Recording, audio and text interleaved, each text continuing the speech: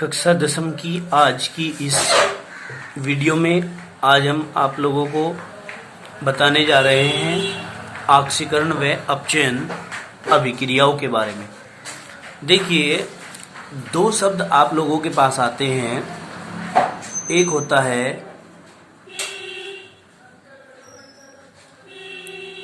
ऑक्सीकरण, एक होता है अपचयन। दोनों को पढ़ना और समझना बहुत ही आसान बात है। नाम से ही अपने आप को आइडेंटिफाई करते हैं। ऑक्सीकरण, ऑक्सीकरण क्या होता है? ऑक्सीजन का योग और हाइड्रोजन का निष्कासन। अपचयन में क्या होता है? अपोजिट कर दीजिए। हाइड्रोजन का यहाँ निष्कासन हो रहा है, यहाँ हाइड्रोजन का योग कर दीजिए और ऑक्सीजन का निष्कासन कर दीजिए। क्लियर हो गई बात? यही ऑक्सीकरण और अपचयन का आधार है। इसके बाद आप लोगों के पास एक शब्द आता है रेडॉक्स अभिक्रिया। अब देखिए, रेडॉक्स अभिक्रिया क्या होता है? RED रेड जमा ऑक्स, दो शब्दों से मिलकर बना हुआ है। रेड माने रिडक्शन, ऑक्स माने ऑक्सीडेशन, मतलब अपचयन और ऑक्सीकरण। अर्थात जिन अभिक्रियाओं में ऑक्सीकरण व अपचयन दोनों अभिक्रियाएं एक समय में एक साथ होती हैं वो रेडॉक्स अभिक्रियाएं कहलाती हैं। क्लियर हो गई बात आप लोगों की? अब आप इन सबको अच्छे से एक्सप्लेन करके समझेंगे नोट्स के अंदर कैसे लिखना है। देखिए क्या कहा, ऑक्सीकरण तथा अपचयन। ऑक्सीकरण को उपचयन भी कह देते हैं। तो क्या कहेंगे? किसी पदार्थ द्वारा ऑक्सीजन परमाणु को ग्रहण करना और हाइड्रोजन परमाणु का त्याग करना ही अपचयन या ऑक्सीकरण अभिक्रिया कहलाता है। अब अपचयन की बात करते हैं। अपचयन में क्या कहा कि किसी पदार्थ द्वारा हाइड्रोजन परमाणु को ग्रहण करना और ऑक्सीजन परमाणु का त्यागा जाना या त्यागे जाने की प्रक्रिया को अपचयन कहते हैं। क्या कहा, दोबारा से समझेंगे कि किसी पदार्थ द्वारा हाइड्रोजन परमाणु को ग्रहण करना और ऑक्सीजन परमाणु को त्यागना ही अपचयन है।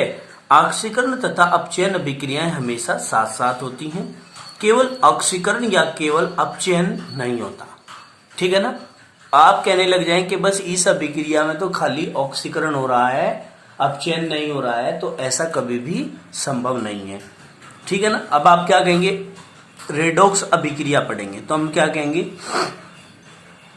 इसने कहा, इससे पहले हम इसको अच्छी तरह एक बार और पढ़ लेते हैं कि ऑक्सीकरण तथा अपचयन अभिक्रियाएं हमेशा साथ साथ होती हैं। केवल ऑक्सीकरण या केवल अपचयन नहीं होता। यदि एक पदार्थ ऑक्सीकृत हो रहा है तो निश्चित रूप से दूसरा पदार्थ अपचयित होगा। क्लियर? इसको कभी भूलेंगे नहीं आप। अब आते हैं रेडॉक्स अभिक्रिया पर। रेडॉक्स अभिक्रिया में क्या पढ़ने जा रहे हैं कि ऑक्सीकरण तथा अपचयन अभिक्रियाओं को रेडॉक्स अभिक्रिया भी कहते हैं। अभी अभी हमने अच्छे तरीके से इसको समझाया था। रेडॉक्स शब्द अपचयन के रेड तथा ऑक्सीकरण के ऑक्स से मिलकर बना है, इसीलिए हम इसको सामूहिक रूप से रेडॉक्स रिएक्शन के नाम से जानते हैं। ऑक्सीकारक, ऑक्सीकारक क्या होता है? देखिए, ऑक्सीडाइजिंग एजेंट बोलते हैं इसको। वह पदार्थ जो ऑक्सीकरण के लिए ऑक्सीजन परमाणु देता है। क्या? वह पदार्थ जो ऑक्सीकरण की प्रक्रिया में ऑक्सीजन को देता है, ऑक्सीजन को देने का काम करता है, या पदार्थ से हाइड्रोजन को हटाता है, उसे ऑक्सीकारक कहते हैं। उसको क्या कहते हैं? ऑक्सीकारक। मतलब दोबारा से समझ लीजिए, वह पदार्थ जो ऑक्सीकरण उसके लिए ऑक्सीजन परमाणु को देगा या पदार्थ से हाइड्रोजन को हटाएगा, वो क्या कहलाएगा? वो ऑक्सीकारक कहलाएगा। क्लियर हो गई ये बात? अब आगे चलते हैं। हम या करके क्या कह सकते हैं कि जिस पदार्थ का अपचयन होता है, क्या कहा भाई? कि जिस पदार्थ का अपचयन होता है वह स्वयं ऑक्सीकृत हो जाता है। स्वयं क्या हो जाता है? वो ऑक्सीकृत हो जाता है तथा उसे ऑक्सीकारक कहते हैं। उसको हम क्या कहते हैं? ऑक्सीकारक। जिस पदार्थ का अपचयन हो रहा है, किसी अभिक्रिया के अंदर जिस पदार्थ का अपचयन हो रहा है तो वह ऑक्सीकृत हो जाता है और उसे हम ऑक्सीकारक कहते हैं। क्लियर? अब आगे चलते हैं। अपचायक। अपचायक होता है क्या? अपचायक होता है रिड्यूसिंग एजेंट। हम कहेंगे वह पदार्थ जो अपचयन के लिए हाइड्रोजन परमाणु को देता है। अपचयन के लिए क्या देता है? हाइड्रोजन को देता है या पदार्थ से O2 परमाणु को हटाता है, ऑक्सीजन को हटाता है, अपचायक कहलाता है। या हम क्या कह सकते हैं कि अभिक्रिया में जिस पदार्थ का ऑक्सीकरण होता है वो स्वयं क्या हो जाएगा? स्वयं अपचयित हो जाएगा, इसलिए हम उसे अपचायक कहेंगे। ठीक है जी, ये बात आपकी समझ में आ गई होगी। अब आगे चलते हैं। उदाहरण में क्या कहेंगे? उदाहरण से समझ में आएगा। जब कॉपर ऑक्साइड यानी कि CuO को हाइड्रोजन के साथ गर्म करते हैं तो कॉपर धातु तथा जल बन जाता है। देखिए CuO प्लस H2, तो H2 यहां से क्या करेगा? O को लेके अलग हो जाएगा H2O के रूप में और यहां बच जाएगा Cu खाली। तो CuO Cu में अपचयित हो गया। ठीक है ना? तो ये CuO यहाँ पे क्या है? ये अपचायक हैं। अब देखो इस अभिक्रिया में CuO Cu में परिवर्तित हो जाता है तथा CuO द्वारा ऑक्सीजन का त्याग किया जा रहा है। चूंकि ऑक्सीजन को त्यागना अपचयन कहलाता है, अतः CuO कॉपर में अपचयित हो जाती है। कॉपर ऑक्साइड क्या हो जाएगी? अपचयित हो जाएगी। अब दूसरा देखिए, H2O में परिवर्तित हो रहा है। इस अभिक्रिया के अंदर H2O में परिवर्तित हो रहा है, तो हम क्या कहेंगे? H2 द्वारा O2 को ग्रहण किया जा रहा है। चूंकि ऑक्सीजन का जुड़ना ऑक्सीकरण कहलाता है, अतः H2O में ऑक्सीकृत होता है, इसलिए ऑक्सीकरण और अपचयन दोनों क्रियाएं एक साथ होती हैं। क्या होता है भाई? दोनों अभिक्रियाएं एक साथ हो जाती हैं। देखिए CuO plus H2 is equal to H2O और CuO। अब Cu में क्या हो गया? अपचयन हो रहा है इसका। ठीक है, क्यों? क्योंकि इसमें ऑक्सीजन को त्याग रहे हैं। ऑक्सीजन को क्या कर रहे हैं? इसमें त्याग रहे हैं, तो क्या हो रहा है? ये अपचयन हो रहा है और यहां से H2O में बदल गया है। इसका मतलब H2 में ऑक्सीजन का योग हो रहा है, ऑक्सीजन जुड़ रहा है। तो ऑक्सीजन जुड़ रहा है तो ऑक्सीजन के जुड़ने की अभिक्रिया को हम ऑक्सीकरण कहते हैं। इसको आप कभी भूलेंगे नहीं, ध्यान रखेंगे। आगे चलते हैं। अब देखिए ऑक्सीकारक तथा अपचायक क्या होता है? पेज नंबर 22 पर आप लोग पढ़ेंगे इसको। ऑक्सीकारक तथा अपचायक। क्लियर? देखिए Cu में अपचयित होता है, अतः CuO ऑक्सीकारक है क्योंकि CuO ऑक्सीजन देता है। कॉपर ऑक्साइड क्या दे रहा है? ऑक्सीजन दे रहा है, इसलिए ये क्या है? ऑक्सीकारक है। क्लियर? ऑक्सीजन को देने वाला ऑक्सीकारक। अब देखिए यहाँ H2O में ऑक्सीकृत हो जाता है, अतः H2 अपचायक है। क्या है? अपचायक है। क्यों? क्योंकि CuO से H2 ऑक्सीजन को निकालता है। H2 क्या करता है? ऑक्सीजन को दे रहा है। आगे समझ में? H2 ऑक्सीजन को निकाल रहा है अपने लिए। क्लियर? CuO से अपने लिए ऑक्सीजन को ये ले रहा है, इसलिए ये यहाँ पर अपचायक का काम करता है। क्लियर हो गई बात? अब आगे चलते हैं। जब जिंक ऑक्साइड ZnO को कार्बन के साथ गर्म किया जाता है तो जिंक धातु और कार्बन मोनोऑक्साइड बनता है। देखिए ZnO plus C is equal to, यहां से क्या हो गया? ये CO अलग हो गया और ये Zn अलग हो गया। हम क्या कहेंगे? उपरोक्त उदाहरण की भांति, पहले हमने जो पढ़ा है उसकी भांति ZnO से ऑक्सीजन का ह्रास हो रहा है, अतः ZnO अपचयित होता है। ZnO यानी कि जिंक ऑक्साइड क्या हो रहा है? अपचयित हो रहा है। कार्बन के साथ ऑक्सीजन जुड़ रही है, इसका मतलब वहां पर ऑक्सीकरण हो रहा है। तो हम क्या कहेंगे? ZnO Zn में बदल गया, अपचयन हुआ क्योंकि ऑक्सीजन त्यागा गया। कार्बन ने ऑक्सीजन को लेकर के CO बनाया, कार्बन CO में ऑक्सीजन का जुड़ा है इसके, अंदर मॉलिक्यूल, तो हम कहेंगे कि ऑक्सीकरण हो रहा है क्योंकि ऑक्सीजन जुड़ा है यहाँ। तो हम क्या कहेंगे, ऑक्सीकारक और अपचायक छाटेंगे इसके अंदर। इस उदाहरण के अंदर हम ऑक्सीकारक और अपचायक छाटेंगे तो क्या कहेंगे कि ZnO Zn में अपचयित हो जाता है, अतः ZnO ऑक्सीकारक है। क्योंकि ZnO ने Zn को ऑक्सीजन दिया इसलिए ये ऑक्सीकारक है। कार्बन CO में ऑक्सीकृत हो जाता है, कार्बन ही तो हो रहा है ऑक्सीकृत, तो खुद जो ऑक्सीकृत होता है वो खुद क्या कहलाता है, अपचायक कहलाता है। ठीक है जी, इसने ऑक्सीजन को दिया है तो इसलिए यहाँ पर कार्बन ऑक्सीजन लेकर के CO यानी कि कार्बन मोनोऑक्साइड बनाता है और ये अपचायक है, खुद अपचायक है। ठीक है ना।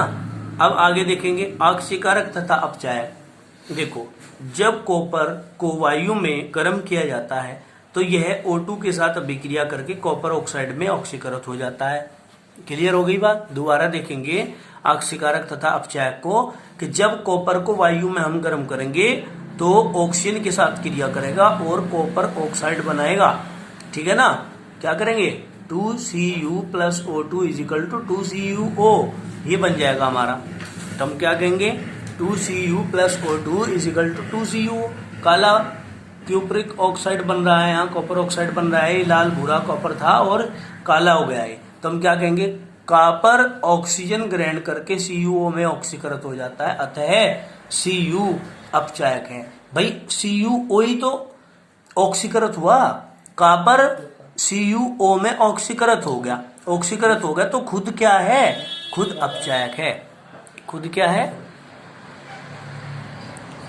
स्वयं में अपचायक का काम करता है। ठीक है ना। अब आगे देखेंगे, चूंकि धातु धन विद्युती का जुड़ना अपचयन कहलाता है, अतः ऑक्सीजन CuO अपचयित होती है, इसलिए यह ऑक्सीकारक है। क्या है ये, ऑक्सीकारक है। क्लियर होगी बात। विशेष बातों को ध्यान से देखेंगे। क्या है, धातुओं मतलब धन विद्युती का जुड़ना अपचयन कहलाता है। धातुओं का जुड़ना या धन विद्युती पार्ट का जुड़ना अपचयन कहलाता है, जबकि अधातुओं का जुड़ना ऑक्सीकरण कहलाता है। ऋण विद्युती पार्ट का जुड़ना क्या होगा, ऑक्सीकरण। अब आगे देखेंगे नेक्स्ट पॉइंट, धातुओं मतलब धन विद्युती का त्यागना ऑक्सीकरण कहलाता है, जबकि अधातुओं ऋण विद्युती का त्यागना अपचयन कहलाता है। भाई धातु को अगर त्यागा जा रहा है तो ऑक्सीकरण और अधातु को अगर त्यागा जा रहा है तो अपचयन। क्लियर। अब आगे चलिए, जब पोटेशियम आयोडाइड के विलयन में क्लोरीन गैस प्रवाहित की जाती है तो पोटेशियम क्लोराइड बनता है और आयोडीन गैस निकलती है। ठीक है, क्या आयोडीन गैस निकलती है। हम क्या कहेंगे, 2Ki + Cl2 = यहां से क्या करेंगे, आयोडीन को अलग निकाल दो I2 के रूप में और 2K और Cl2 का 2 कॉमन लेकर के 2KCl बनाएंगे आप। तो हम क्या कहेंगे, यहाँ Cl2, ये जो Cl2 है KCl में, यहाँ KCl में परिवर्तित हो गया। पोटेशियम जो है वो धातु है, Cl2 में जुड़ता है, धातु क्लोरीन में जुड़ रहा है। चूंकि धातु का जुड़ना हो रहा है तो मतलब अपचयन कहलाएगा, अतः Cl2 KCl में परिवर्तित हो रहा है और Cl2 ऑक्सीकारक है। ठीक है। पोटेशियम आयोडाइड ये आयोडीन में परिवर्तित होता है, पोटेशियम आयोडाइड आयोडीन में बदल गया, क्लोरीन पोटेशियम क्लोराइड में बदल गया। ठीक है ना। तो हम क्या कहेंगे, Ki I2 में परिवर्तित होता है, मतलब धातु Ki से निकल रही है, धातु का निष्कासन हो रहा है, तो हम कहेंगे धातु का निकलना ऑक्सीकरण कहलाता है। क्या, धातु का निकलना ऑक्सीकरण कहलाता है। क्लियर होगी बात। अब देखो, अतः Ki I2 में ऑक्सीकृत होता है तथा Ki अपचायक है। Ki I2 में बदला है इसलिए Ki खुद क्या है, अपचायक है। समझ में आई बात। क्या कहा, दोबारा से देख लीजिए। चूंकि धातु का निष्कासन ऑक्सीकरण कहलाता है, हमने पहले ही पढ़ा है, अतः Ki यानी कि पोटेशियम आयोडाइड जो इसके अंदर है ये आयोडीन में बदल रहा है तो खुद क्या कहलाएगा, खुद अपचायक कहलाएगा, क्योंकि पोटेशियम आयोडाइड आयोडीन में ऑक्सीकृत हो गया। ठीक है। और ये खुद क्या कहलाएगा, ये खुद अपचायक कहलाएगा। क्लियर हुई यहां तक की बात। अब पेज नंबर 23 भी कंप्लीट आपका हो गया है। अब हम कहेंगे विशेष परिभाषा को पढ़ेंगे नेक्स्ट वीडियो में, या हम इसी वीडियो में पढ़ लेते हैं। हम देखिए विशेष परिभाषा। विशेष परिभाषा में क्या है, ऑक्सीकरण वह प्रक्रिया है जिसमें इलेक्ट्रॉन मुक्त होते हैं, अर्थात यह इलेक्ट्रॉन त्यागने की प्रक्रिया है। क्या है? इलेक्ट्रॉन त्यागने की प्रक्रिया है। देखिए सोडियम है, सोडियम ने 2 8 1 11 इलेक्ट्रॉन होते हैं इसके पास, एक इलेक्ट्रॉन अपना त्याग दिया तो Na पॉजिटिव बन गया। क्या बन गया? Na पॉजिटिव बन गया। इसलिए हम इसको क्या कहते हैं? नोक की तरफ इलेक्ट्रॉन जुड़ रहा है तो ऑक्सीकरण कहते हैं। क्या कहते हैं? ऑक्सीकरण कहते हैं। अब हम कहेंगे मैग्नीशियम है 2 8 2, तो इसके पास 2 इलेक्ट्रॉन है, तो मैग्नीशियम ने 2 इलेक्ट्रॉन त्याग दिए तो Mg के ऊपर पॉजिटिव 2 चार्ज आ गया। इसको हमने कहा कि ऑक्सीकरण हो रहा है क्योंकि नोक की तरफ इलेक्ट्रॉन जुड़ रहे हैं। इसी प्रकार एल्यूमिनियम की बात करते हैं 2 8 3, इसका एटॉमिक नंबर 13 है, तो हम कहेंगे कि 3 इलेक्ट्रॉन है, 3 इलेक्ट्रॉन इसने त्याग दिए, तो हम क्या कहेंगे? Al एल्यूमिनियम, और प्लस के 3 चार्ज ये यहाँ लिखना है, ठीक है ना, और ये यहाँ 3 इलेक्ट्रॉन लिखना है। तो हमने कहा एल्यूमिनियम ने 3 इलेक्ट्रॉन त्याग दिए तो नोक की तरफ जुड़ गए, प्लस के 3 चार्ज आ गया, तो इसका मतलब यहाँ भी ऑक्सीकरण हो रहा है। ये सबसे लेटेस्ट परिभाषाएं मानी जाती हैं। अब हम पढ़ते हैं अपचयन को। किसको? अपचयन को। क्लियर? ध्यान से देखेंगे। अपचयन क्या होता है? अपचयन वह प्रक्रिया होती है जिसमें किसी पदार्थ से इलेक्ट्रॉन जुड़ते हैं। किसी पदार्थ में क्या होते हैं? इलेक्ट्रॉन जुड़ते हैं, और जब इलेक्ट्रॉन त्यागे जाते हैं तो ऑक्सीकरण होता है, और जब इलेक्ट्रॉन जुड़ते हैं तो फिर अपचयन होता है। अब हम कहेंगे अपचयन वह प्रक्रिया है जिसमें किसी पदार्थ से इलेक्ट्रॉन जुड़ते हैं, अर्थात यह इलेक्ट्रॉन जुड़ने मतलब वृद्धि की प्रक्रिया है, इलेक्ट्रॉन की बढ़ाने की प्रक्रिया है। ऑक्सीजन है 2 इलेक्ट्रॉन ले लेता है, ऑक्सीजन का 2 और 6, क्योंकि 8 होता है इसका एटॉमिक नंबर, तो हम क्या करेंगे? 2 और 6, तो इसको 8 अपने इलेक्ट्रॉन पूरे करने के लिए 2 इलेक्ट्रॉन की जरूरत है, तो इसलिए ऑक्सीजन ने 2 इलेक्ट्रॉन ले लिए, और जब 2 इलेक्ट्रॉन ले लिए तो अब ऑक्सीजन बन गया, ठीक है ना। ऑक्सीजन निगेटिव चार्ज आ गया, तो अब हम कहेंगे 2 और 8, क्योंकि 6 नहीं रहे अब बाह्यतम कोश में, 8 इलेक्ट्रॉन हो गए। अब इलेक्ट्रॉन चूंकि पूंछ की तरफ जुड़ रहे हैं, इस निशान के अभिक्रिया के निशान के पूंछ की तरफ यदि इलेक्ट्रॉन जुड़ते हैं तो अपचयन होगा। फिर हमने क्या कहा? नेक्स्ट एग्जाम्पल फ्लोरीन को लिया। फ्लोरीन का 9 होता है नंबर 9, तो हमने क्या किया? 2 और 7 इलेक्ट्रॉनिक विन्यास किया तो 7 आ गया। 8 पूरे करने की प्रक्रिया है इसकी भी, तो ये भी एक इलेक्ट्रॉन को लेता है और पूंछ की तरफ जोड़ दिया इलेक्ट्रॉन, तो F के ऊपर हो गया माइनस चार्ज, क्योंकि एक इलेक्ट्रॉन लिया है तो माइनस चार्ज आ गया। तो हम क्या कहेंगे? 2 और 8, मतलब क्या हुआ? यहाँ भी अपचयन हो रहा है।